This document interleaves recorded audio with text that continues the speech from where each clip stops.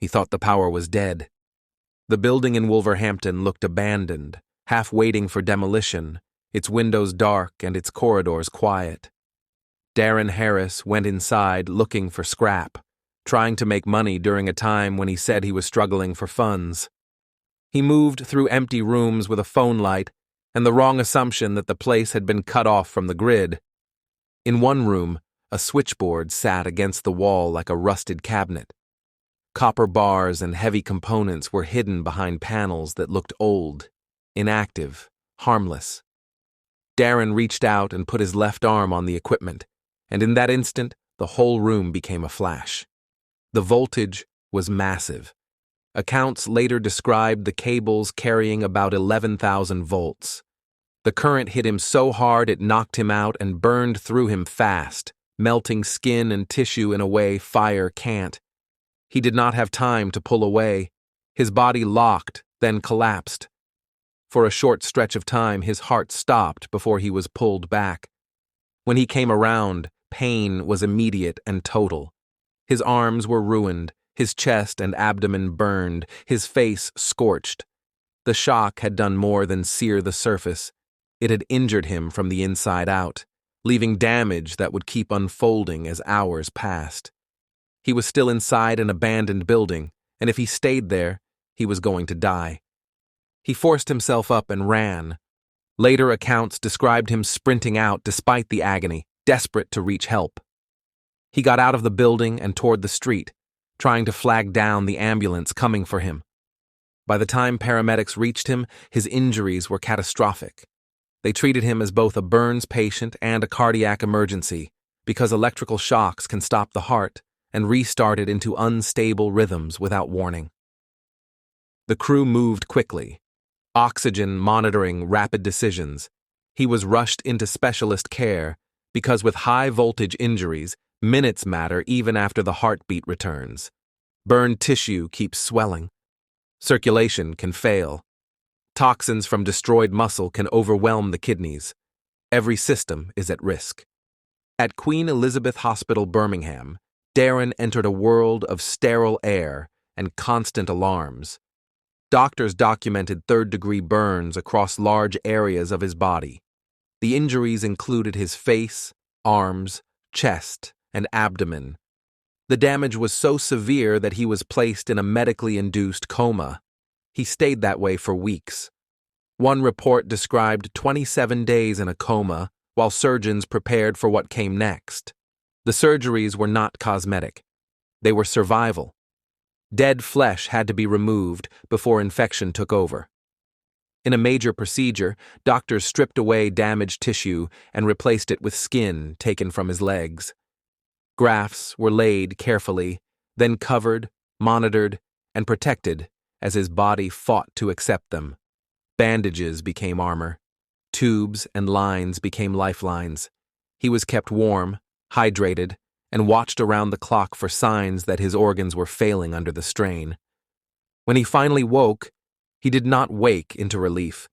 He woke into pain and confusion, into a body that no longer matched his memory of himself.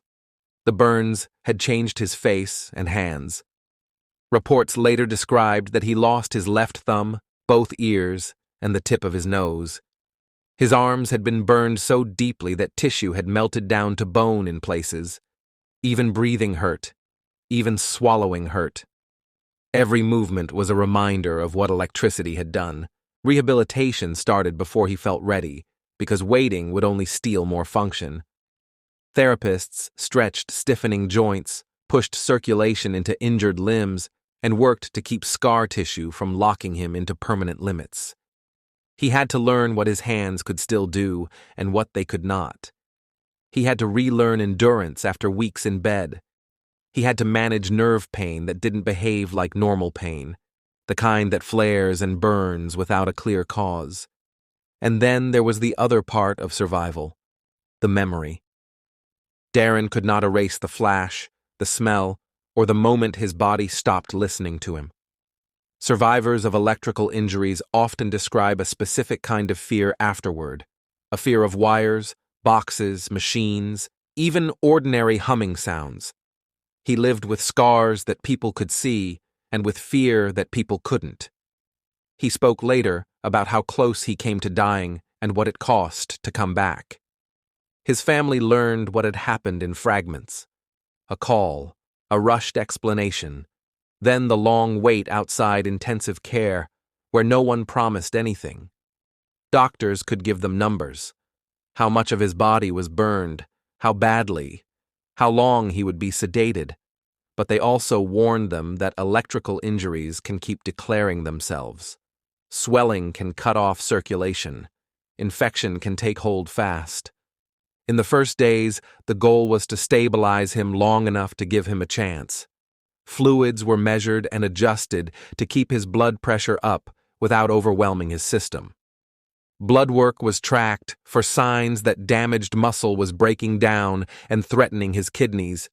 Even while he was unconscious, the team treated pain and stress responses because the body does not stop reacting simply because the mind is asleep. Surgery came in stages.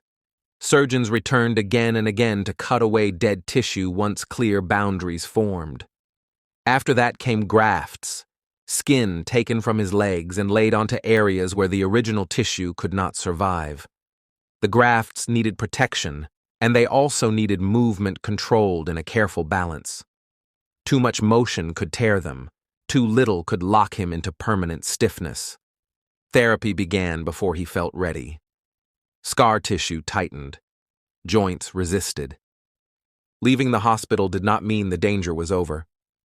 Home became a place filled with small tests, turning handles, lifting objects, even dressing himself. Because burns don't heal neatly. Follow-up appointments took over his schedule. Dressings continued. Scar management continued. Reconstructive plans were discussed, delayed, and revisited. He spoke publicly later about surviving something that should have killed him and living with injuries that would shape the rest of his life. Years after the accident, he returned to meet some of the ambulance clinicians who answered that emergency call. The moment wasn't staged, it was personal. He looked at the people who had done their jobs and told them the simplest truth. Without them, he wouldn't be here. High voltage tried to end him in a single touch. It stopped his heart, set him on fire from the inside, and left injuries that would have killed most people. But he made it out of the building.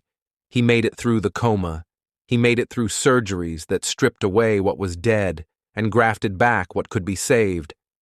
And he kept going, carrying the proof on his skin and in his voice that survival is sometimes nothing more than refusing to stay down when everything in your body says you should. Thank you for listening to Horrifying Survival Stories. Subscribe for more stories of those who faced the impossible and lived.